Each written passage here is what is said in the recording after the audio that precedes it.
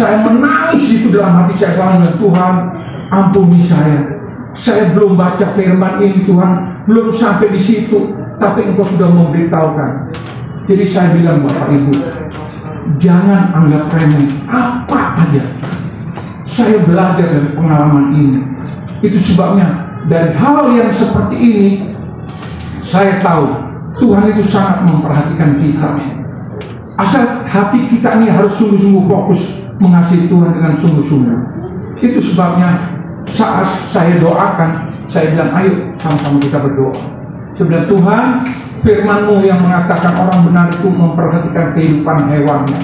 Saat ini juga hamba mohon belas kasihan Tuhan, kembalikan anjing peliharanya, anak Engkau yang Kau kasih di tempat ini Tuhan, mendambakan supaya anjingnya itu kembali ke tempat ini. Kami minta di dalam nama Tuhan Yesus. Begitu saya katakan amin, anjingnya itu jengkong di depan pintu. Luar biasa. Itu saya sampai hampir saya berteriak menangis. Iya. Begitu anjingnya jengkong, ini yang punya rumah ini hafal banget suaranya. Dia loncat, ya dia sudah panggil pendeta lagi, dia bilang, ya terima kasih. Anjingnya sudah datang. Begitu dibuka pintunya, anjingnya sudah hitam pekat itu badannya itu. Begitu dia loncat sama ibunya itu, terus ibunya bilang gini, mohon maaf pendeta aja sebentar ya, tante mau kasih mandi anjingnya dulu yang oh ya silakan Bu. Dia kasih mandi, dia sikat, dia kasih sampo, itu sampunya yang biasa saya pakai itu sampo apa namanya? Biasa saya pakai, saya lihat sampo saya itu dipakai di sini. Gosok itu anjingnya, kasih bersih. Begitu bersih, saya lihat, oh itu anjingnya tuh bagus banget, putih, bagus banget, besar. Saya bilang sama suaminya, Pak, itu anjingnya tuh harganya berapa? Mahal ya anjing. Saya bilang, oh pantes dia peduli banget dengan anjing, karena firman Tuhan mengajarkan itu.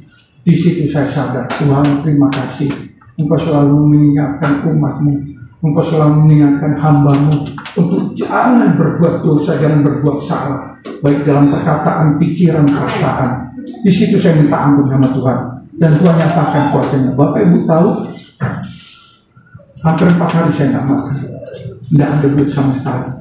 Begitu saya mau pulang, sebentar, pendeta yang saya teleponkan taksi, dia telepon taksi Bluebird. Begitu dia telepon taksi Bluebird, taksinya datang, langsung taksinya dibayar sama bapaknya. Saya nggak tahu berapa, pokoknya sudah dibayar langsung. Pas saya mau pulang, ibunya bilang, pendeta yang ini ada berkat. Bapak Ibu tahu, sekepok begini, kasih di amplop. Begitu saya masuk di taksi, saya serahkan sama istri saya. Ini mak, nanti di rumah aja ya, dibuka. Iya, saya bilang gitu. Sampai di rumah, Bapak Ibu turun, istri saya liatin, saya terus saya bilang, kenapa mak? Enggak apa-apa sih. Dalam hati saya, kok tahu juga perasaan saya ketika dia itu kita datang masuk rumah berlutut. Terus saya bilang, saya kita berdoa dulu. Berdoa, mengucap syukur dan terima kasih atas perhatian Tuhan, kasihnya Tuhan. Begitu dibuka, istri saya langsung bilang, Pi, ada 10 juta lagi Tuhan. Luar biasa. Saya mau berkatakan kepada Bapak Ibu Saudara sekalian, jangan pernah menganggap remeh, jangan pernah khawatir, jangan pernah sedih. Apapun masalah kita, apapun kebutuhan kita, kalau kita hidup benar di hadapan Tuhan, Tuhan itu tidak pernah membiarkan kita. Kalau Dia memberi, Dia beri kepada kita tuh tidak pernah Dia perhitungan. Tapi kadang-kadang kita ini loh manusia suka kadang-kadang hitung-hitungan. Mau kasih kolekta aja, lihat dulu di dompet mana yang paling terkecil, itu yang dikasih. Tapi lihat kalau Tuhan kasih sama kita, itu Tuhan berikan yang terbaik. Amin. Amin. Saya menghimbau dari tempat ini, mari jemaatnya Tuhan yang Tuhan kasih. Kalau kita mau memberikan kepada Tuhan, jangan kita hitung-hitungan. Lihat nanti Tuhan itu berikan yang terbaik bagi kita. Dan saya mau katakan, jangan pernah berhenti untuk bersyukur dan terima kasih kepada Tuhan. Setiap saat Tuhan Yesus memberkati. melihat Tuhan kesaksian yang indah yang luar biasa dari hamba-Nya Bapak Yanji yang sudah memberkati kita pada pagi hari ini. Ya, biarlah setiap kesaksian yang sudah kita dengar itu bisa membangkitkan iman kita untuk bisa kita lebih setia lagi di hadapan Tuhan lain. Haleluya. Kita masih akan memuji Tuhan. Saya undang kita kembali bangkit berdiri. Haleluya. Kita angkat pujian yang berbeda. Ini tahun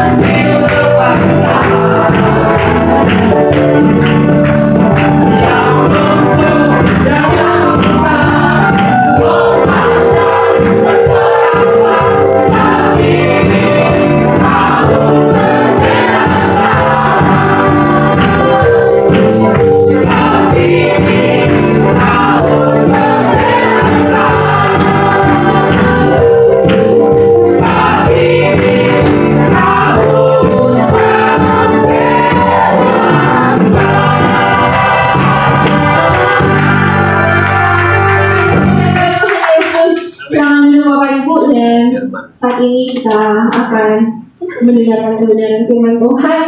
Namun sebelumnya kita akan memberikan korban persembahan kita yang pertama dan minta kesediaan yang diberikan persembahan.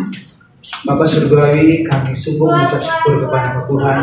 Engkau boleh memberkati kami semua, biarkan kami boleh terkumpul tempat ini, memuji, memuliakan, membesarkan nama-Mu Tuhan. Tibalah saatnya Tuhan, kami akan memberikan apa yang ada pada kami Tuhan. Kami bawa sebagai korban syukur kami di hadapan-Mu Tuhan. Engkau berkati, kuduskan setiap pemberian kami Tuhan. Di dalam nama Tuhan Yesus Kristus kami mau memberi dengan penuh sukacita. Haleluya, haleluya. Amin. Haleluya. Kita akan berikan korban persembahan dan korban persembahan akan dijalankan. Selamat memberi dan Tuhan Yesus memberkati. Kita angkat pujian. Wajahmu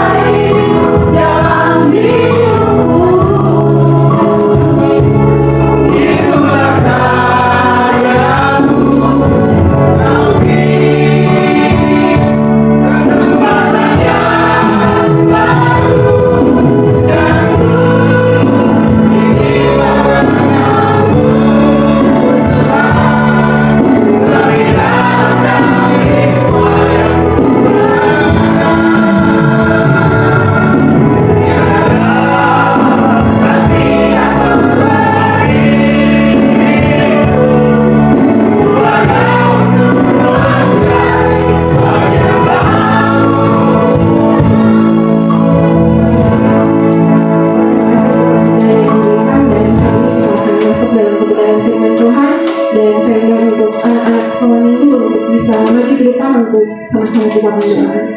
Haleluya. Kita angkat pujian sekali lagi dari Allah.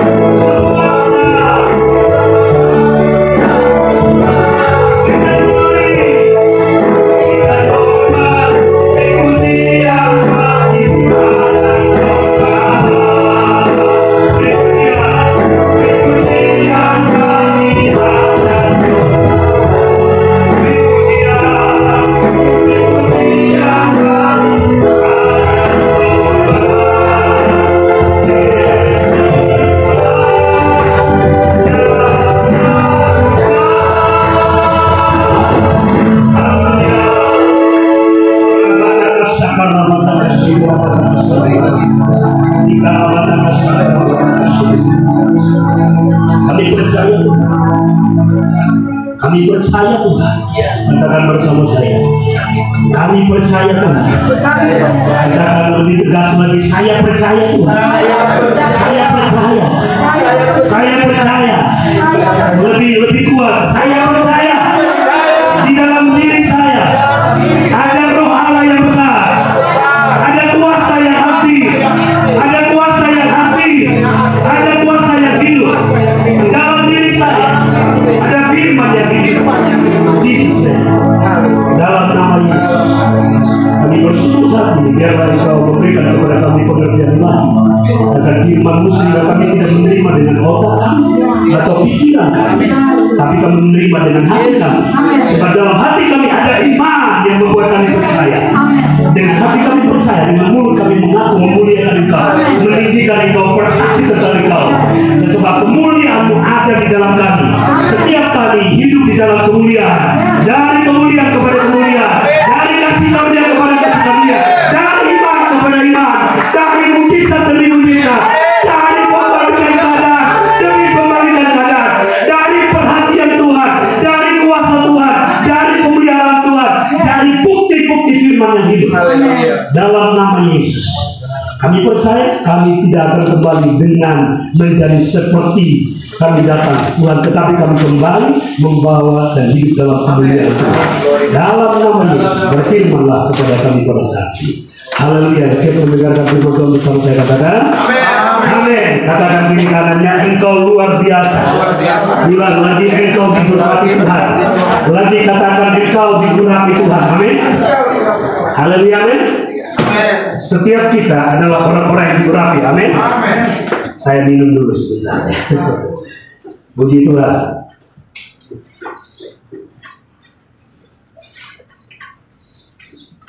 Kita semua adalah orang-orang yang diurapi. Amin. Saya percaya bahwa setiap kita bukanlah ciptaan yang biasa-biasa. Amin. Bapak-bapak harus berkata, saya adalah ciptaan yang luar biasa. Kurang keren. Saya adalah ciptaan yang luar biasa. Ibu-ibu juga sama berkata, 1, 2, 3. Saya adalah ciptaan yang luar biasa. Kurang meyakinkan. Lagi-lagi ibu-ibu. 1, 2, 3. Saya adalah ciptaan yang luar biasa. Amin. Amin. Kalau kita ciptaan yang luar biasa dan di dalam diri kita ada roh Allah, maka sebenarnya kita tidak punya alasan apapun untuk berkata hidup saya adalah hidup yang susah. Betul tak? Tidak punya alasan untuk khawatir. Betul? Tidak punya alasan untuk takut-takutan. Amin. Karena roh yang ada pada kita bukan roh yang datang dari dunia. Haleluya. Amin. Amin. Roh yang ada pada kita adalah roh yang datang dari surga, yang tidak dikuasai oleh ketakutan, tidak dikuasai oleh kekhawatiran, tidak dikuasai oleh sungut-sungut, tidak dikuasai oleh apa? Pikiran-pikiran tentang perkara dunia ini. Haleluya. Amin. Semua yang datang dari surga tidak bercampur dengan dunia. Yang mengerti katakan amin. Yang mengerti dan percaya katakan amin. Firman Tuhan berkata, Roma berkata, orang percaya hidup oleh iman, bukan oleh pikiran. Haleluya, amin. Kalau kita setiap hari memikirkan apa yang kita inginkan, maka kita hidup oleh pikiran. Betul tidak? Hari ini saya mau bicara tentang Roh Kudus, tapi saya mau bongkar dulu masalah utama kita. Masalah utama kita adalah ini. Makanya di Perjanjian Lama berkata begini, jangan bersandar pada pengertianmu sendiri. Akuilah Tuhan dalam segala lakumu, maka dia akan bertindak. Ini adalah bukan bicara tentang memahami Tuhan, tetapi mempercayai Tuhan. Haleluya, amin. Waktu kita memahami Tuhan, kita berusaha dengan akal dan pengertian kita. Tetapi ketika roh pengertian dicurahkan kepada kita, tak perlu otak untuk memahami dia. Tak perlu. Kita paham?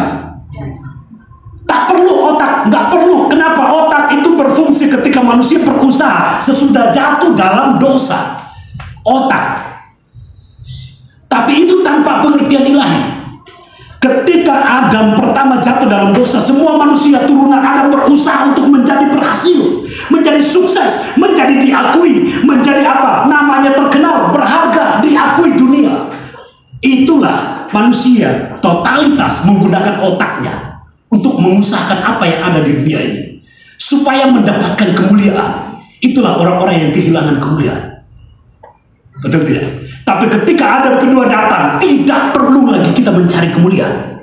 Kita tidak perlu mencari kemuliaan. Orang dunia mencari kemuliaan, orang percaya tidak mencari. Orang percaya menerima. Amin. Amin. Amin. Yesus berdoa dalam Yohanes 17 berkata, Bapa, permuliakanlah mereka seperti Engkau permuliakan aku. Haleluya. Amin. Di dalam diri kita bukan orang dunia, kita orang Allah. Apa itu? Orang Allah, apa itu? Kita gambarnya Tuhan. Gambarnya Tuhan. Gambar apa? Gambar kemuliaan. Katakan bersama saya gambar kemuliaan. Bilang kiri kanan, engkau gambar kemuliaan. Segambar serupa dengan Kristus itu adalah gambar kemuliaan. Haleluya, amin. Amin. Dan gambar kemuliaan tidak terkontaminasi dengan dosa. Tidak terkontaminasi dengan kelemahan manusia. Tidak ada. Kalaupun kita lemah itu secara fisik, tapi roh kita tidak pernah lemah. Kalau ada orang percaya begini, oh saya ini orang lemah, itu berarti Anda sedang mengakui rohmu lemah. Padahal roh Allah yang ada dalam engkau itu bukan roh yang lemah. Amin. Roh yang ada pada kita adalah roh yang perkasa. Haleluya. Yesaya berkhotbah dengan tegas. Yesaya 11 ayat 2 berkata, 7 roh Allah ada padaku. Haleluya, amin. 7 roh itu membuat dia percaya bahwa dia bukanlah manusia biasa. Tuhan berkata kepada Musa, engkau adalah Allah. Wow, engkau adalah Allah. Bagaimana bisa seorang manusia disebut Allah? Karena seorang manusia dikuasai Allah menjadi sama seperti Allah. Amin. Amin. Wow. Nah, Kristen akhir zaman ini atau gereja itu adalah gambar Yesus, sama dengan penuh kemuliaan. Haleluya, amin. Amin. Saudara, saya berdoa supaya saudara mendapatkan roh pengertian, bukan mengaktifkan pikiranmu untuk berpikir pusing nantinya. Firman Tuhan tidak bisa diselami dengan pikiran, tidak bisa dipahami sedalam-dalamnya dengan pikiran. Tapi roh pengertian itu akan membawa, sebab roh pengertian itu akan meremakan firman, sehingga iman kita terbentuk oleh rema firman, bukan oleh pengertian kita memahami. Haleluya. Waktu kita menyadari hal ini, manusia roh kita tidak akan padam. Haleluya. Saya mengajar membangun manusia roh, saudara yang terkasih, dan ternyata prinsip Alkitab itu tidak dimulai dari otak. Tuhan tidak menciptakan manusia pertama kali dari otaknya. Secara fisik dia ambil dari tanah. Waktu dihembuskan bukan masuk ke otaknya. Nafas itu tidak masuk otak, masuk ke roh. Haleluya, amin. Masuk roh. Dalam tubuh kita, dalam diri kita ada 3 unsur: roh, jiwa, dan tubuh. Dalam jiwa ada 3 unsur: pikiran, perasaan, dan keinginan. Betul tidak? Tubuh ini adalah fisik, kita jalan kemana-mana, body kekar, segala macam bagus bodinya. Tapi itu secara fisik. Ada banyak orang fisiknya hidup tapi rohnya mati. Ada banyak orang fisiknya hidup tapi jiwanya stres, depresinya luar biasa. Asmul berkata begini, hanya dekat Allah saja aku tenang, daripadanya lah. Dekat kepada Allah itu terjadi yang namanya manifestasi Allah itu sendiri ke dalam roh dan jiwa dan tubuh. Amin. Amin. Allah itu tidak hanya penjawab doa. Amin. Amin. Allah bukan hanya penjawab doa. Allah tidak menuruti kita. Maksa Allah seperti apa, Dia tidak akan menuruti kita. Karena firman Tuhan berkata, rencanaku bukanlah rencana. Kita nih hidup bukan pada rencana kita. Tidak pernah kita merencanakan diri kita untuk hidup. Tidak pernah. Amin. Tidak pernah kita merencanakan diri kita untuk cantik. Enggak pernah. Tidak pernah kita merencanakan diri kita untuk menjadi laki-laki dan perempuan. Enggak pernah. Yang ada adalah rencana ilahi. Dan rencana ilahi itu adalah rahasia surga.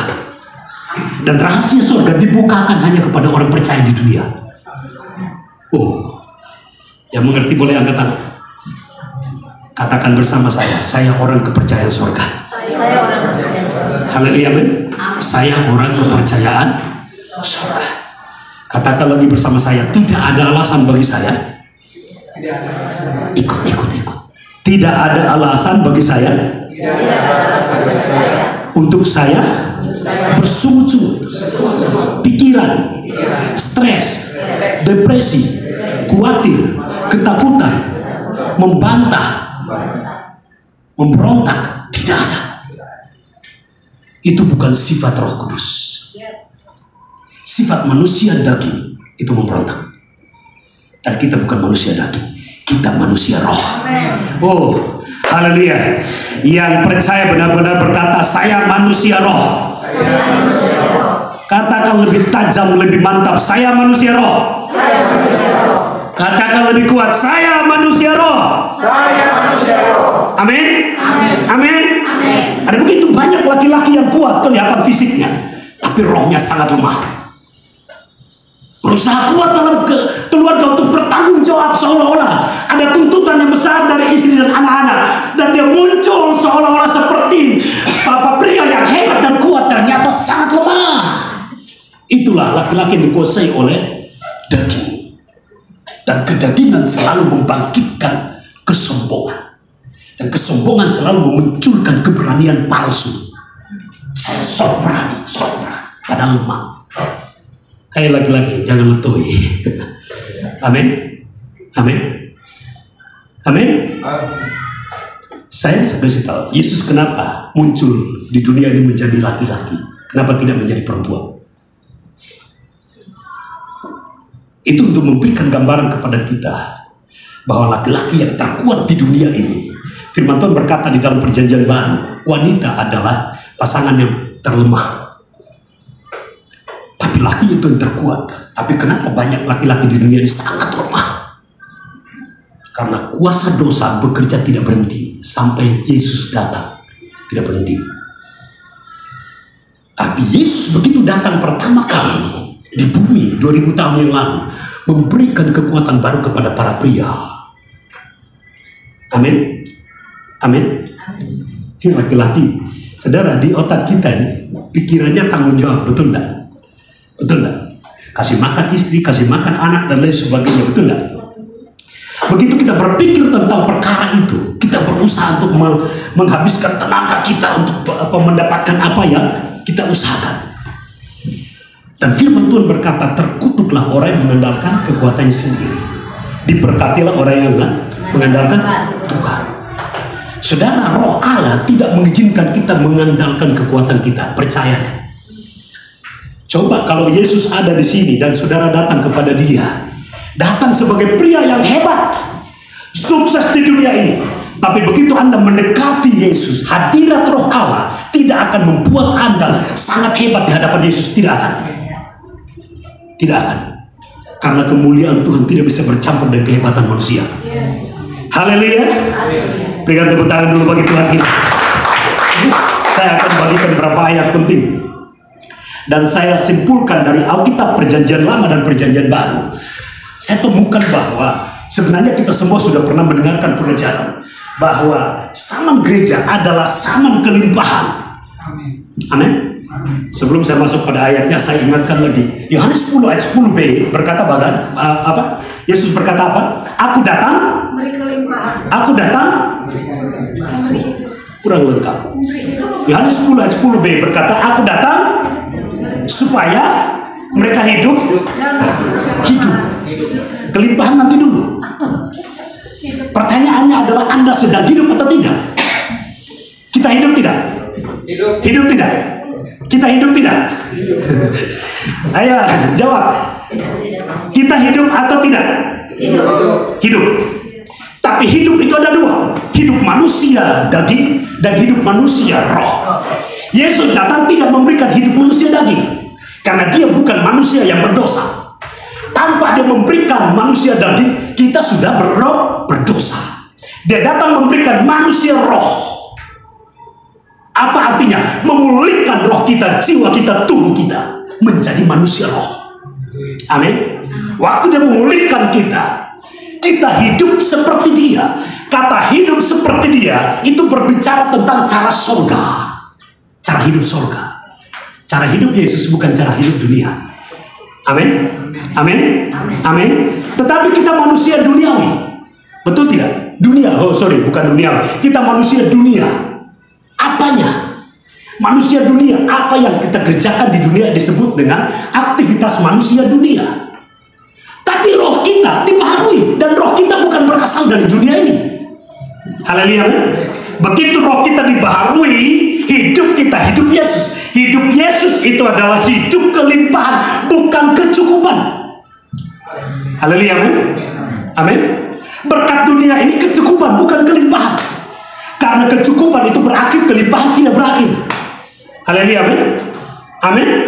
Saudara, kita sadar nggak bahwa kita hidup dalam kelimpahan yang tidak berakhir? Sadar nggak? Saudara sadar nggak kalau saudara punya firman yang tidak berakhir? Saudara sadar nggak bahwa saudara punya kuasa yang tidak berakhir? Saudara sadar nggak bahwa saudara punya pikiran Kristus yang tidak pernah berhenti, tidak pernah mentok? Nggak pernah sebenarnya. Amin. Amin. Kenapa itu tidak diberikan kepada setan? Setan malaikat, kita manusia dari tanah. Kenapa tidak diberikan kepada setan? Karena setan dikutuk kekal. Kita diberikan kesempatan hidup kekal. Amin. Maka di dalam diri kita bukan lagi wujud malaikat, tetapi wujud pencipta, Yesus. Haleluya. Waktu kita sadar hari ini, kita akan mengerti peran kita akhir zaman ini. Akhir zaman ini peran gereja bukanlah peran gereja. Peran gereja adalah peran Roh Kudus. Haleluya. Saya mau bagikan hal ini karena kita perlu paham. Hari ini banyak orang mencuri kemuliaan Tuhan untuk memunculkan kerohaniannya. Betul tidak? Tampilan rohaninya, show rohani. Dan banyak dan sering kali menyakiti dan mendukakan roh. Saya calling down selama 2020 COVID sampai sekarang. Saya bertanya, Tuhan, saya melayani Engkau, rasanya enak banget di atas mimbar. Begitu selesai, wow, kelihatan keren banget, turun langsung di salaman, luar biasa. Anda tahu tidak? Selama bertahun-tahun begitu di salam, luar biasa. Waktu reaksi pertama saya adalah terima kasih. Tapi begitu Tuhan mengajar, Anda tahu luar biasa itu siapa sih? Yesus. Tapi kadang kita menerima pujian luar biasa. Tidak layak kita menerima pujian. Haleluya, amin. Nggak layak. Dipuji, ditinggikan namanya Yesus. Hormat dan muliakanlah Yesus Raja. Yesus yang jadi raja atau kita yang jadi raja? Mengapa Roh Kudus tidak terbatas menggunakan orang percaya? Saudara perhatikan kalau dalam Alkitab, saya sedikit buka aja sedikit gambaran tentang Israel. Israel itu bangsa pilihan. Untuk memberitakan Injil harus ada batas umurnya. Yesus tidak bisa muncul di umur 1 tahun sampai 29 tahun. Tidak bisa muncul di situ. Aturan Israel adalah yang harus berbicara tentang kebenaran, menyampaikan nubuatan atau menggenapi nubuatan, itu umurnya 33 ke atas. Tidak bisa di bawah itu. Itu aturan. Dan itu khusus kepada imam. Tapi orang Kristen tidak lagi menyandang cara Israel. Haleluya, amin. Kita semua diurapi menjadi apa? Apa namanya? Imamat yang apa? Imamat yang wow. Saudara tiap hari jangan merenungkan masa lalu. Masalah kebutuhanmu tiap hari. Jangan di otak kita, di otak kiri dan otak kanan ini, jangan semua berapa persen dari otak kanan kita, ya 70% kita pikirin masalah. Jangan. Karena kita akan pasti berbenturan dengan Roh Kudus terus. Pasti kita bermasalah dengan Tuhan terus. Pasti. Karena masalah itu bukan datang dari luar, masalah itu dimulai dari dalam. Ya, dimulai dari dalam. Waktu kita pikirin semua perkara dunia ini, Roh Kudus berkata, kenapa kamu tidak pikirin Yesus? Itu tentang fungsi diri kita. Makanya Makanya banyak orang tiap hari tahunya hidupnya begini-begini saja. Begini-begini. Saya tahu saya begini, saya kerja begini. Keluarga saya begini-begini. Isinya semua keluhan. Kenapa? Karena rohnya tidak mengalami yang namanya fungsi imamat yang rajani. Kita hidup dengan otoritas imamat yang rajani. Wow, sang raja. Lalu kita adalah ahli waris. Tetapi sebenarnya kita adalah pangeran. Fungsi kita sama enggak sih? Tapi sebenarnya Tuhan mengangkat kita, ya, ahli waris, hamba, anak, naik kepada seperti pangeran. Padahal sebenarnya kita adalah raja-raja kecilnya Tuhan. Amin. Raja-raja kecilnya Tuhan. Otoritas itu besar. Katakan bersama saya, di dalam diri saya, lebih kuat, di dalam diri saya ada otoritas ilahi yang sangat besar. Yang sangat besar. Amin. Amin. Tutup mata sebentar, pegang dadanya. Katakan bersama saya, hai manusia daging, engkau harus tunduk. Engkau harus tunduk. Engkau harus kalah oleh manusia roh. Dalam nama Tuhan Yesus, saya tidak berasal dari dunia ini. Saya berasal dari surga. Roh yang ada pada saya adalah roh yang perkasa. Roh saya, jiwa saya, tubuh saya berstatus dari surga. Saya hidup dalam kuasa dari surga yang tidak terbatas. Dalam nama Yesus. Amin. Amin. Buka ayat firman. Saya mau buka dari Kejadian. Saya buka ini rema yang sedang saya doakan dari ayat firman ini. Saya bicara tentang Roh Kudus. Saya ini sedang menggumuli gereja-gereja. Jujur hambanya ya. Ini saya sedikit sebelum saya bagi firman, sama hambanya ini berulang kali ngajak. Tapi saya bilang, aduh nggak bisa. Jujur sebenarnya saya tidak mau melayani di sini. Saya kasih tahu jujur. Saya cerita jujur. Saya nggak mau melayani di sini. Saya nggak mau bantu teman saya ini, hamba Tuhan Pak Ferry. Berapa kali saya diundang WL kan? Pernah berapa kali khotbah doa. Dan kemudian dari situ saya bergumul lagi sama Tuhan.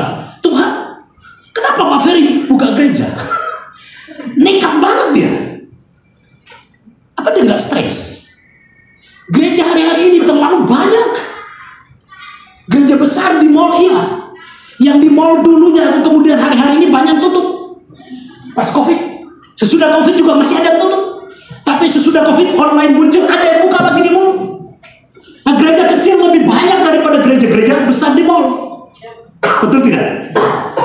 Dan itu bicara apa? Eksistensi keberadaan daripada organisasi. Betul tidak?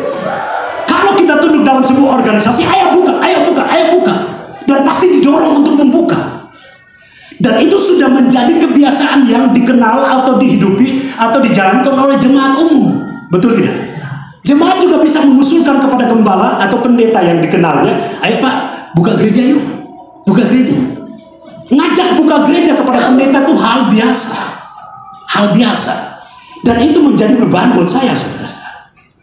Saya seorang penginjil, saya belum jadi gembala. Perhatikan, saudara, saya ditawarkan beberapa teman untuk gabung gereja, kemudian kembangkan gereja yang ditinggalkan oleh pendeta juga.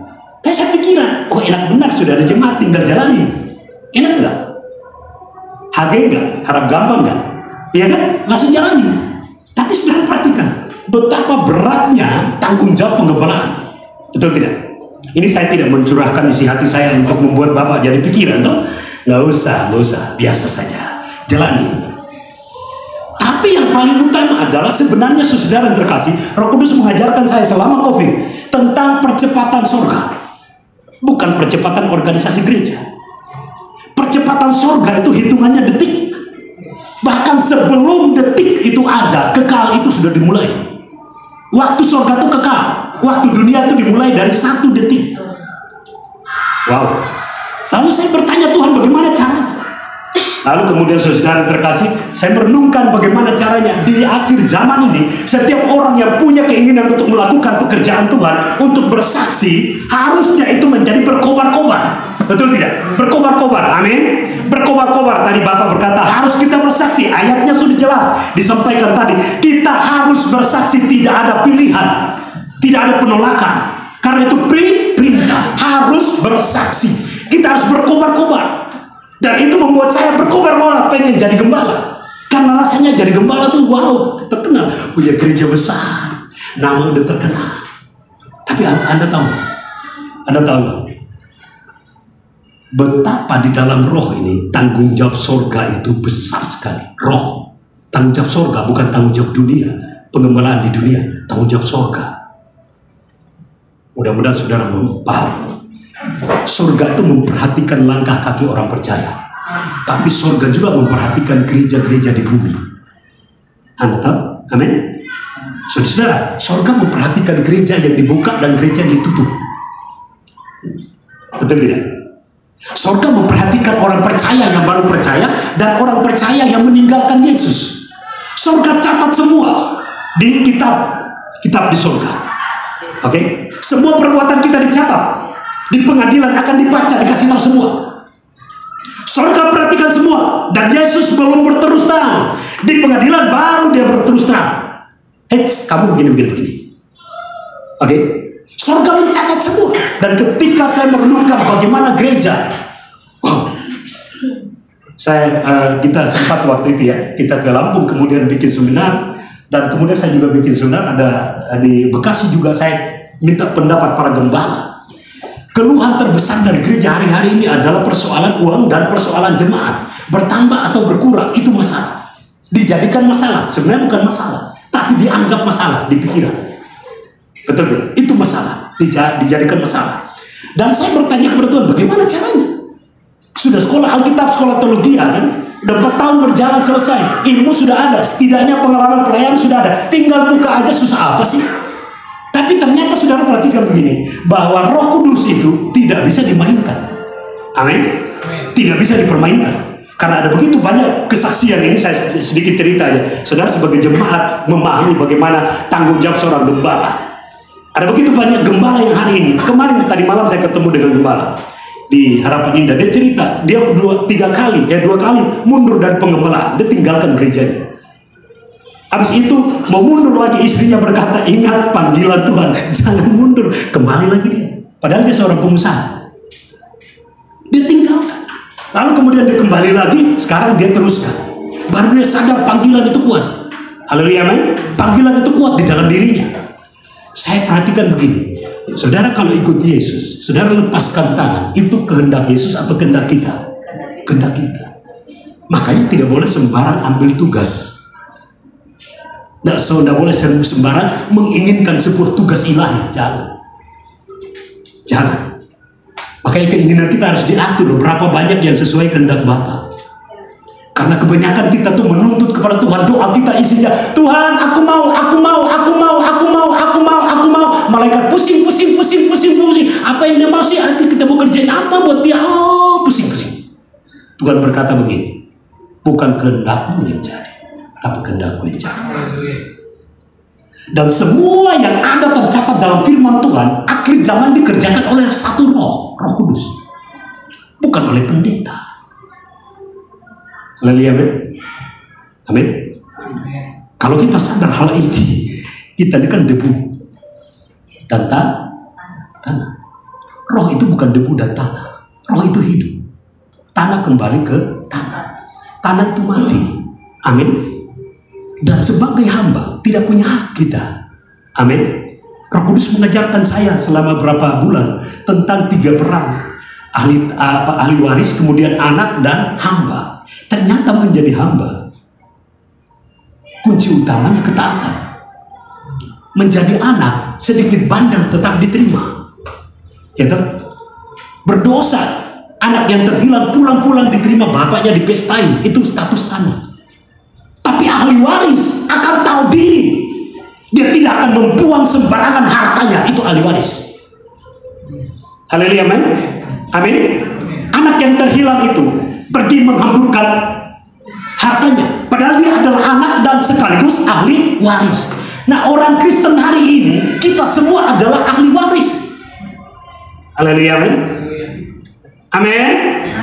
Amin. Pikiran ahli waris bukan pikiran pengemis. Amin. Amin. Pikiran ahli waris bukan pikiran pengemis. Orang yang bersungut-sungut itu munculkan sungut-sungutnya, itu tipikal pengemis. Pengemis itu begitu.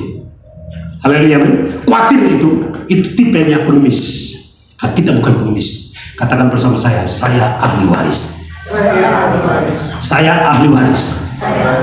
Nah, saya dibukakan firman ini. Saya mau baca dari Kejadian 1 ayat 2. Ini bicara tentang Roh Kudus.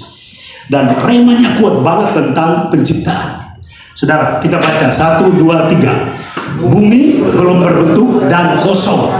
Gelap gulita menutupi samudra raya dan Roh Allah melayang-layang. Amin. Roh Allah melayang-layang. Roh Allah ngapain? Kok melayang ngapain? Nganggur di atas udara? Melayang-layang. Roh Allah menunggu kapan firman dikumandangkan, deklarasi. Saudara baca ayat selanjutnya. Maka berfirmanlah. Begitu berfirman, Roh Allah yang melayang ini menggenapi firman. Maka terjadi penciptaan. Saya diajari lagi lebih dalam. Loh, itu kan tentang dunia ini. Bayangkan saja kalau di tempat ini Roh Allah sudah menempati kita, memimpin kita, menguasai kita, memeteraikan kita dan mengurapi kita. Tetapi bayangkan saja kalau dia melayang-layang di sini, apa yang terjadi? Wow. Amin. Amin. Saudara, hari ini banyak orang mengandalkan kekuatannya sambil mengandalkan Roh Allah. Betul tidak? Pengalaman rohaninya dibangga-banggain. Itu kan ngandalin kekuatan rohani. Kesombongan rohani muncul dari seperti itu. Saudara, Roh Allah tidak bekerja dengan pengalaman. Karena firman itu hidup setiap hari. Firman itu Allah tidak melakukan sesuatu dari pengalamannya sebelumnya. Nggak pernah. Baca Alkitab selengkapnya. Nggak pernah. Hidup kita aja tiap tahun kita rayakan umur kita. Emang tahun ini umur 30, tiba-tiba tahun depan 31, nggak bisa, 29, nggak bisa. Nggak bisa. Allah tidak bekerja berdasarkan pengalaman. Lamar kerja butuh pengalaman. Tapi Allah bekerja tidak berdasarkan pengalaman karena firman-Nya baru setiap hari. Saudara baca penciptaan selama 6 hari. Dan ketika firman Tuhan berkata begini, berfirmanlah Allah, berfirmanlah Allah, maka jadi. Berfirmanlah Allah, maka jadi. Kenapa jadi? Karena Roh Allah tidak diam, Roh Allah tidak nganggur. Roh Allah melayang-layang, itu mengaktifkan kuasanya. Apa yang diucapkan, firman keluar, maka terjadi kuasa dan firman bekerja sama. Terjadi penciptaan. Haleluya, men. Wow, kalau kita paham hal ini, hari ini sebenarnya percepatan rohani kita cepat sekali. Sadar atau tidak? Cepat sekali sebenarnya. Karena roh yang ada pada kita dengan firman yang kita percayai. Saudara perhatikan, firman itu ada dua. Firman tertulis dan firman hidup. Firman tertulis kita baca, kalau kita tidak percaya masuk di otak. Tapi firman yang hidup kita imani itu bergerak hidup di dalam roh. Ahli Taurat itu kebanyakan baca hukum Taurat masuk di otak, nggak masuk di hati. Betul tidak? Roh Allah tidak bekerja dari otak tapi dari dalam. Berikan dulu tepuk tangan bagi Tuhan kita. Haleluya. Katakan bersama saya, haleluya. Waktu bumi belum berbentuk dan kosong. Di sini ada orang percaya. Ini nubuatan rema firman-Nya. Di sini kita ada orang percaya. Di dalam diri kita ada Roh Allah. Amin. Sebenarnya kalau dalam diri kita ada Roh Allah, di sini ada kerjasama dengan surga. Haleluya. Tidak perlu waktu worship, nggak perlu diajak angkat tangan. Roh Allah otomatis bekerja. Amin. Firman Tuhan berkuasa. Saya diajar sama Tuhan saya mau pengen khotbah kesana.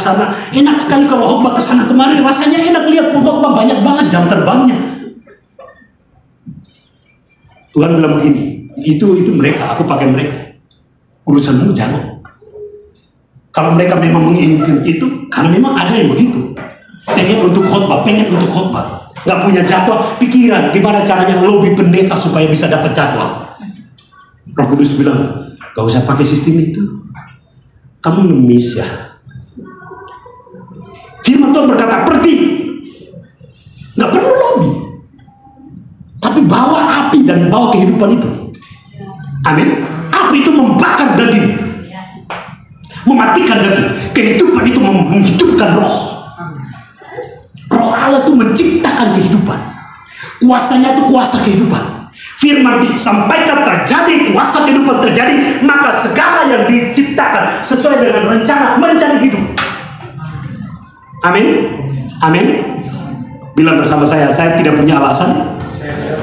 Lebih kuat, saya tidak punya alasan untuk mati rohani. Amin. Gak ada alasan untuk mati rohani. Karena kalau Anda mati rohani, lebih baik mati sekalian masuk neraka. Itu aja. Karena Yesus berkata begini, jika ya katakan ya, jika tidak katakan tidak, selebihnya dari simbolis. Kalau mati rohani mending sekalian aja daripada dukakan Roh Kudus setiap hari. Berdosa sama aja dosanya dari tiap hari. Istilahnya spesialisasi dosanya ini. Tiap tahun begitu terus. Tinggalkan ya sekalian. Ngapain tanggung-tanggung sih? Amin. Tukang gosip, lepaskan gosipnya. Karena roh yang ada padamu adalah roh yang mencipta kehidupan, bukan menciptakan gosip. Haleluya, amin. Oh, saya berdoa saudara mendapatkan pengertian ilahi yang lebih dahsyat. Haleluya. Katakan bersama saya, hari ini saya diberkati. Hari ini roh saya bangkit. Hari ini roh saya hidup. Amin. Roh Allah melayang-layang di penciptaan. Bayangkan roh Allah itu pencipta dunia ini, cuma gereja ini toh. Kecil nggak? Kecil banget. Coba imani, Tuhan, Engkau tidak terbatas. Engkau tidak hanya mendiami aku. Roh Allah, Engkau tidak terbatas. Tidak hanya mendiami aku supaya aku minta Engkau jawab. Aku mau Engkau tahu. Aku bermasalah, Engkau bisa berikan solusi. Bukan hanya itu. Haleluya, amin. Roh Allah itu tidak bisa dibatasi, tidak bisa diukur, tidak bisa diketahui keberadaannya, tapi pekerjaannya nyata. Yes. Amin. Haleluya. Yesus berkata, engkau lihat orang buta melihat, orang lumpuh berjalan. Roh Allah bekerja tanpa dokter. Nggak perlu sama dokter. Dokter, gue kerjain ini dulu ya, gue sembuhin ini. Nanti tugas lu yang lain, nanti lu dapat gaji, dapat uang dari tugas lu di situ. Kalau di sini gue nggak dapat uang, gue berikan gratis. Gue sembuhin orang gratis. Saudara, kasih karunia itu gratis. Haleluya, amin. Roh Allah yang diinginkan oleh Bapa sendiri di dalam diri kita gratis. Amin. Amin. Saudara nonton saya kah? Haleluya, katakan amin. Wow. Roh yang ada pada kita bukanlah roh yang biasa, tapi roh yang luar biasa. Haleluya. Saya mulai mendalami ayat ini dari penciptaan hari pertama, hari kedua, ketiga, keempat, kelima, semuanya jadi. Hari ke-6 firman Tuhan berkata, maka semuanya sungguh amat baik. Bukan hanya baik, sungguh amat baik. Tof, sempurna. Amin. Pikiran sempurna itu pikiran Yesus, bukan pikiran kita. Tapi kalau kita percaya kepada Sang Sempurna, Dia bekerja dengan cepat. Cepat nggak? Cepat banget. Yesus nemuin orang seketika itu juga. Karena roh Allah nggak nunggu-nunggu. Roh Allah nggak mau tunggu kode manusia. Nggak mau. Yesus bertanya kepada orang yang sakit, apa yang kau mau aku perbuat kepadamu? Orang sakit berkata, rabuni aku. Iya kan? Rabuni aku. Oh, ternyata saya disuntik. Saya di sini aja. Rabuni aku, supaya aku bisa melihat. Yesus berkata, terjadilah. Lama enggak? Enggak lama, terjadi. Kenapa cepat? Karena gerakan roh. Amin. Ada pujian berkata begini, ada gerakan roh Allah di sini. Amin. Lagi semua. Ada gerakan roh Allah di sini. Di timur, di barat, utara dan selatan. Ada gerakan roh Allah. Amin. Ada gerakan roh Allah. Ada gerakan roh Allah di sini. Saudara, saya berdoa sama Tuhan tentang gereja. Hari ini banyak gereja muncul dan hilang. Saudara, ada gereja besar kemudian hilang. Saya bertanya kenapa? Begitu cepat. Kalau kita punya uang sewa gedung langsung, bayar pengerja, ya kan? Bayar pendeta khotbah yang terbaik, cari yang terbaik, saring semuanya. Dan itu semua metode pelayanan pengembalaan karena ada banyak duit. Terjadi begitu di gereja-gereja. Bagaimana dengan kita yang kekurangan uang? Apa yang kita harapkan? Tentunya extraordinary. Betul ya?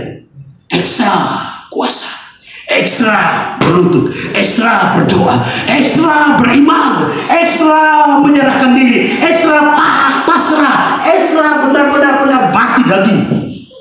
Betul tidak Pak Ferry? Ekstra. Visi hambanya kan 6 juta jiwa. Bayangkan 6 juta jiwa di Jakarta. Sampai hari ini saya belum pernah dengar hamba Tuhan seperti itu, hanya dia. Wow, buat saya itu sesuatu yang ajaib. Tapi saya berdoa itu bukan visi hambanya. Saya berdoa itu visi dia. Karena kadang kita menciptakan visi sendiri. Dan itu berbahaya.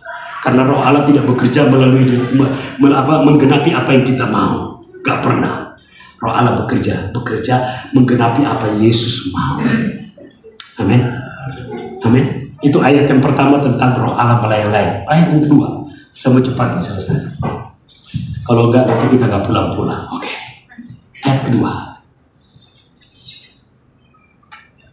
Ini kita baca tentang peran Roh Kudus di gereja. Yohanes 16 ayat 17 sampai ayat yang ke 14 ya. Situ ya. Ayat berapa? 17. Sorry bukan. Ayat 7 betul. Ayat 7 betul. Saya baca. Namun benar yang kukatakan ini kepadamu adalah lebih berguna bagi kamu, lebih berguna bagimu. Amin. Katakan bersama saya, lebih berguna bagi saya. Lebih berguna bagi saya. Jika aku pergi, jika Yesus pergi. Sebab jikalau aku tidak pergi, kita akan jadi pengemis. Betul tidak? Kita andalin Yesus kemana kita ikuti, terus Yesus tolong aku dong, tolong aku dong, tolong aku dong, tolong aku dong. Ya kan?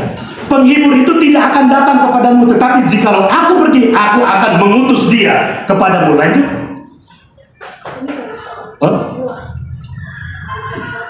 Satu-satu, nggak bisa semua langsung. Oke, enggak apa-apa. Intinya di sini. Oke, tutup aja. Intinya di sini tentang fungsi Roh Kudus. Ya. Dan kalau ia datang, ia akan menginsafkan dunia akan dosa, kebenaran, dan penghakiman. Lalu berikutnya adalah dia menuntun kita ke dalam seluruh kebenaran. Dan terakhir itu, jangan ditayangkan, saya jelaskan aja. Terakhir itu menjelaskan bahwa peran Roh Kudus adalah memuliakan Yesus. Ayat ini betul-betul menyadarkan saya kembali bagaimana sih memuliakan Yesus. Ya, tiap hari kita menyanyi. Oh, saudara-saudara, nyanyi lagu rohani aja itu juga menentukan apakah Yesus dimuliakan atau tidak. Betul tidak? Ada banyak orang nyanyi lagu rohani supaya didengar suaranya bagus. Itu tidak memuliakan Yesus. Percayalah, tidak memuliakan Yesus. Karena semua itu mengandung kesombongan daging. Betul tidak? Amin. Roh Kudus tidak mau menerima penyembahan yang kandungannya ada dagingnya. Enggak. Jangan kita tampil show dalam hadirat Tuhan. Berbahaya. Haleluya, amin. Itu tentang Roh Kudus. Ayat berikutnya. Ini peran Roh Kudus. Tugas kita tuh memuliakan Yesus. Dan itu tugasnya Roh Kudus. Kalau kita sadar hal ini, wow, dahsyat. Ayat berikutnya 2 Korintus 3 ayat 17 berkata, sebab Tuhan adalah Roh, dan di mana ada Roh Allah, di situ ada kemerdekaan. Hari ini dunia sedang bermasalah dan Menteri Kesehatan mengeluarkan aturan supaya tes TBC, ya, vaksin TBC dan tes doa. Kenapa dia tegas untuk berbicara demikian? Karena sudah dibayar. Anda mau ngomong ke dia silahkan aja. Saya ngomong jelas. Sudah dibayar sama Bill Gates. Karena semua program antikris lagi dijalankan. Dan dia termasuk salah satu anteknya meresponi pergerakan antikris. Ya. Dia terima, ayo tes. Mana bisa, harusnya Bill Gates tesnya di Amerika, di negara dia. Ngapain dites di sini? Dan itu membuat banyak dokter semangat karena uangnya bertambah. Hari ini banyak dokter, banyak uangnya, saudara terkasih. Praktik salah malpraktik itu terjadi di mana-mana.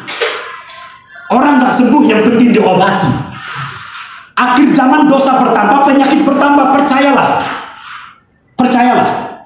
Dosa bertambah, penyakit bertambah, beban bertambah, masalah bertambah, tidak pernah berkurang, nggak pernah berkurang. Karena supaya apa? Muncul sang pembebas palsu untuk berkata, semua masalahmu aku yang tanggung. Sang antikris akan berkata, akulah Tuhan. Datanglah kepadaku, aku pasti menolong engkau, padahal palsu. Dan dosa selalu diizinkan Tuhan sampai kepada puncaknya, yaitu pemerintahan antikris. Itu puncak dosa. Haleluya, men. Kita pahami ini dulu. Hari ini Anda punya uang berapa untuk berobat di rumah sakit yang mahal? BPJS juga tidak membayar semuanya. Penyakit bertambah. Bukan hanya orang Kristen yang sakit-sakitan. Banyak orang di luar sana yang belum percaya Yesus sakit-sakitan. Kalau orang punya uang akan mengandalkan uang dan berkata, gampang pergi rumah sakit ini. Gampang. Tapi yang tidak punya uang. Dan Tuhan izinkan begitu banyak orang yang punya uang juga tidak bisa berobat. Berobat pun tidak bisa sembuh-sembuh. Sebenarnya solusi utama adalah orang ada di dalam setiap orang percaya. Solusi dunia ada di dalam setiap kita. Amin. Amin. Persoalannya kita tidak muncul sebagai solusioner, tapi kita muncul sebagai orang bermasalah juga. Betul tidak? Betul tidak? Ini yang membuat saya berpikir, wah, kita perlu merenungkan kembali tentang peran kita sebagai orang percaya. Haleluya, amin. Jadilah tenang, bukan supaya bisa berdoa, tapi jadilah tenang supaya imanmu semakin kuat akan firman, semakin yakin akan firman, supaya engkau sadar peranmu lebih wow bersama dengan Roh Kudus. Amin. Jadilah tenang. Makanya hari ini saya akan berbuat tidak ada satupun di sini yang letoi hidupnya. Amin. Yang lemas hidupnya. Amin. Tidak ada satupun di sini yang rohnya akan padam dan mudah padam. Tahun lalu padam, hari ini menyala, tahun depan lagi padam, nggak akan seperti itu. Amin. Amin. Bilang bersama saya, roh saya tidak akan padam. Di mana ada roh Allah, di situ ada kemerdekaan. Jadi sebenarnya kalau orang yang datang ke gereja itu bermasalah nggak? Yang datang ke gereja bermasalah. Bermasalah. Kita semua bermasalah. Tapi ada orang bermasalah yang mengerti posisinya. Ada orang bermasalah yang tidak mengerti posisinya. Betul tidak? Pengemis tahu nggak keadaannya? Tahu. Tapi dia tahu nggak solusinya? Tidak tahu. Orang merdeka tahu nggak masalahnya? Tahu. Tahu nggak solusinya? Tahu. Amin. Amin. Kita ini orang merdeka. Kita tahu jawaban masalah hidup kita. Haleluya. Amin. Amin. Yang khawatir, buang semua kekhawatiran. Sebab kekhawatiran selalu menghambat kuasa kemerdekaan. Ketakutan itu menghambat. Tapi roh yang ada pada kita membuat kita merdeka. Khawatir datang, pergi. Ketakutan datang, pergi. Amin. Amin. Haleluya, amin. Wow. Firman Tuhan aja berkata begini, orang yang bersuka cita dapat menanggung penderitaannya. Hanya bersuka cita dapat menanggung penderitaannya. Apalagi kuasa yang bekerja maksimal di dalam diri kita. Haleluya. Saudara perhatikan, Bapak ini bersakit tadi 4 hari nggak makan. 4 hari. Apakah mati? Enggak. Kenapa nggak mati? Karena kuasa penciptaan ayat pertama masih berlaku. Amin. Roh Kudus nggak tinggalkan dia. Kalau Roh Kudus tinggalkan manusia, mati. Akibat dosa Roh Kudus tinggalkan manusia, mati rohani. Tapi Yesus datang memberikan rohnya supaya kita bukan hanya hidup daging, hidup tubuh, tapi hidup rohani. Amin. Roh yang ada pada kita hidup. Haleluya, amin. Bersama saya, roh yang ada pada saya. Ayo ngomong, roh yang ada pada saya hidup. Hidup. Amin. Oh, kayaknya responnya sorry, kok saya jadi. Saya memang kalau khotbah tuh, aduh, gak bisa diam ya. Hambanya apa lagi? Oh, teriakannya itu setan-setan di hutan lari semua. Mau kemana juga mereka bingung mau kemana ya kan? Namanya kalau teriak ya. Ya sama lah kita nih. Senasib. Sudah selesai? Terakhir? Ayat terakhir? Sudah. Terakhir. Saya mau bagikan hal ini kemudian kita akan masuk dalam beberapa sebentar. Dan aku apabila aku ditinggikan dari muka bumi, aku akan menarik semua orang datang kepadaku. Hari ini banyak, ini saya jujur aja kepada Pak Gembala, semua jemaat yang ada. Hari ini banyak gembala berharap jemaatnya gerejanya penuh. Betul tidak? Ayo jujur aja. Penuh, betul enggak? Bicara apa? Kuantitas atau jumlah, betul enggak? Dan itu harapan Pak Gembala karena mengandalkan keinginannya sendiri. Jujur, maaf saya bicara Pak Gem. Sedikit supaya kita sadar bersama-sama bahwa kita sedang berdosa mengatur Tuhan. Saya mau gereja saya penuh. Loh, kamu yang mau tuh Yesus yang mau. Ya, saya mau gereja ini banyak jiwa-jiwa. Loh, kamu mau? Benar, itu Alkitabiah, betul. Tapi itu bukan urusanmu. Amin. Soal jiwa datang itu bukan kita yang narik. Ayat ini jelas berkata, apabila aku ditinggikan dari bumi. Bumi itu di mana? Untuk hari ini di sini. Amin. Bumi itu besar, tapi bumi yang dimaksud yang saya sampaikan hari ini adalah di sini, gereja ini loh. Haleluya, amin. Aku akan menarik semua orang datang kepadaku, kepada Yesus, bukan ke gereja. Haleluya, amin. Kenapa gereja begitu cepat tutup? Karena tidak menggenapi ayat ini dengan maksimal. Buat saya itu. Karena rohani itu, ya, kekayaan rohani itu bisa diwariskan. Ahli waris kok, gampang mewariskan. Gembala kepada anaknya yang rohani sangat untuk mempertahankan pekerjaan pelayanan terus berjalan. Tapi kalau anaknya nggak bisa, sudahlah bubar gereja itu, betul tidak? Nah, tapi kalau ini kita praktekin apa yang terjadi, regenerasi pendeta pun atau gembala pun nggak usah kepada anak daging, ya, anak kandung, kepada yang lain. Yang penting rohnya menyala-nyala, tetap akan hidup. Haleluya, amin. Amin. Dan jiwa-jiwa akan ditarik. Sedikit saya punya kesaksian yang luar biasa. Saudara, dari ayat ini saya memahami bahwa Yesus ditinggikan. Ternyata untuk meninggikan Yesus, ya, dari bumi ini butuh kualitas sorga, bukan kualitas rohani kita. Yang tadi saya sampaikan, pengalaman rohani lah. Ya, jangan banggakan anggur lama. Amin. Karena anggur itu ada yang lama, ada yang baru. Bejana itu ada yang lama, ada yang baru. Jadikan dan imani dan deklarasikan iman untuk tempat ini selalu menjadi tempat atau bejana baru. Amin. Amin. Dan di dalam sini ada anggur yang baru. Haleluya, amin. Anggur itu apa sih? Firman yang baru. Begitu saudara ada yang berkhotbah di sini, tiba-tiba ada kesembuhan. Amin. Penyembahan, terjadi kesembuhan.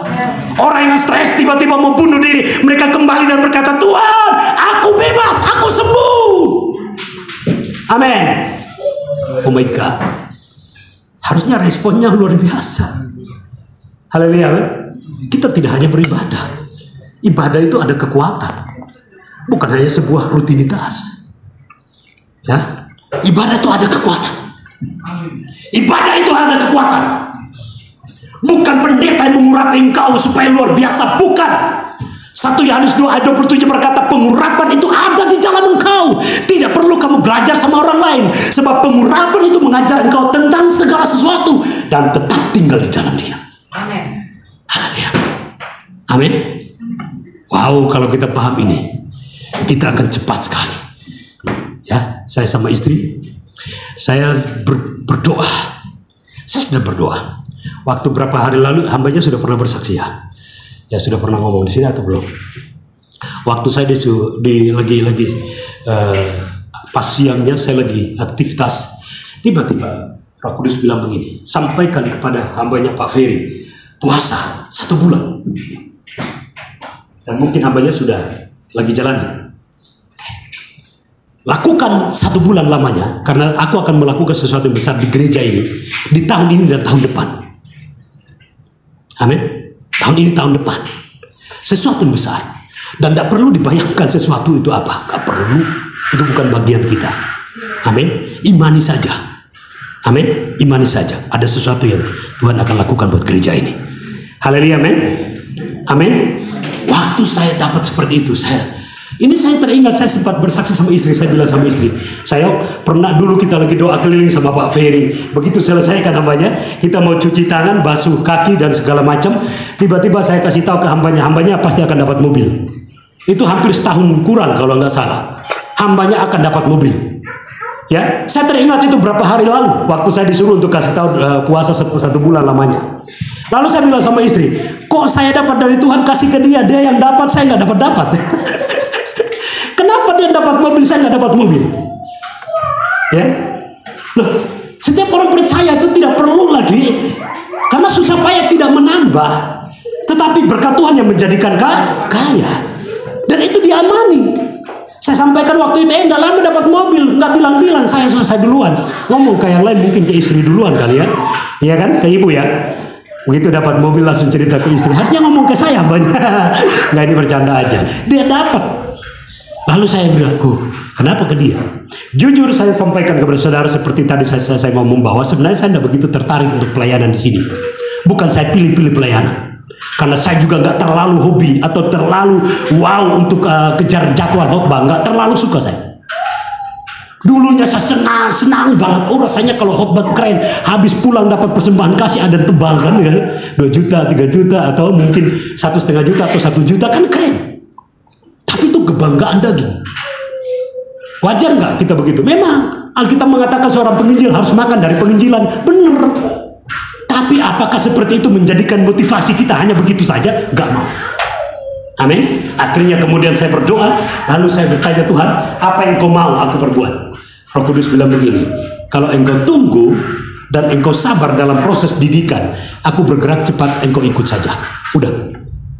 Kalau engkau bergerak duluan, engkau akan capeknya berulang kali. Tapi kalau aku bergerak duluan, Yesus kemana-mana banyak orang ikut. Yesus kemana-mana banyak orang ikut. Yesus sebelum bangun, banyak orang sudah jam 3 pagi menunggu. Yesus bangun jam 5 pagi, orang sudah tunggu. Amin. Dan itu harusnya terjadi. Dan pengalaman gereja di mana-mana seperti Tiberias ini, saya contoh aja. Tiberias bukan membeda-bedakan. Tiberias dulu begitu. Praja khotbah perjamuan kudus begitu aja. Ya, kemudian undang pembicara-pembicara yang bagus-bagus. Tapi kenapa banyak orang yang tidak percaya Yesus kemudian datang diajak sama jemaat-jemaatnya? Kenapa mereka datang? Karena ayat tadi, ketika aku ditinggikan dari muka bumi, aku akan menarik jiwa-jiwa. Haleluya, amin. Yesus ditinggikan. Dan yang meninggikan Yesus di gereja ini bukan gembala dan ibu gembala. Semua kita meninggikan Yesus. Amin. Haleluya, amin. Amin. Karena ketika saudara meninggikan Yesus, ini bukan pujian penyembahan yang kita nyanyikan saja. Meninggikan itu adalah roh kita berekspresi dengan sorga. Roh kita menyatu dengan Dia dan berkata, Roh Allah bekerjalah di sini. Bukan karena aku bisa, bukan karena aku berkarunia, bukan karena ada kuasa di dalam aku. Bekerjalah di sini, sebab ini waktumu, bukan waktuku. Setiap ibadah itu waktunya Yesus, bukan waktu kita. Haleluya, amin. Wow, kalau ini kuat, saudara akan cepat sekali terbang. Kalau saudara punya iman yang pengertian yang kuat seperti ini, cepat sekali saudara terbang. Haleluya, amin. Ya, kemudian saya berdoa dan hari ini saudara, 2 minggu lalu saya di sini kan pimpin pujian. Tapi jujur aja, kalau saya pimpin pujian, saya kurang merasakan gerakan roh. Saya kayaknya kurang semangat. Karena saya mengerti apa itu gerakan roh. Saudara, gerakan roh itu, urapan itu bekerja, kita bisa rasa. Karena tenaga itu keluar pada waktu perempuan menjamah jubah-jubahnya. Yesus berkata, siapa menjamah aku, sebab aku merasakan tenaga keluar dari tubuhku. Waktu saudara dia berkata demikian, maka terjadi kesembuhan. Dan saya percaya ketika tenaga dan kuasa ada pada gembala, ketika tenaga dan kuasa ada pada saudara, nggak perlu anda berpikir untuk didoakan. Anda berdoa sendiri, taruh kepala di atas kepala, sembuh. Amin. Amin. Saudara punya kuasa, saudara punya roh, saudara punya firman. Haleluya. Dan ini waktunya Tuhan menyatakan kemerdekaan kita semua. Haleluya. Minggu kemarin begitu saya turun di sini, Roh Kudus